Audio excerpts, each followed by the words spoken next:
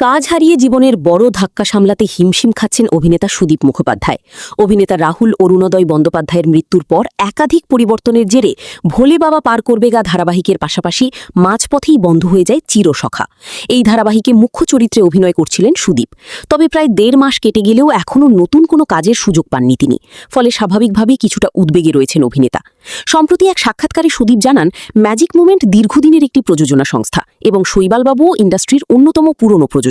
কিন্তু এই ঘটনার ফলে ব্যক্তিগতভাবে সবচেয়ে বড় ধাক্কাটা তিনিই পেয়েছেন বলে দাবি করেন অভিনেতা। কারণ ধারাবাহিকে তিনি ছিলেন মুখ্য চরিত্রে, আর কাজ বন্ধ হয়ে যাওয়ার পর থেকে দীর্ঘদিন বাড়িতেই সময় কাটাতে হচ্ছে তাকে। একই সঙ্গে সুদীপ বলেন, সবকিছুর পরেও রাহুলের ন্যূনতম সম্মানটুকু প্রাপ্য ছিল। তার মতে প্রযোজনা সংস্থা যদি পুরো বিষয়টির দায়িত্ব নিত, তাহলে হয়তো এত মানুষের কাজ একসঙ্গে বন্ধ হয়ে যেত না।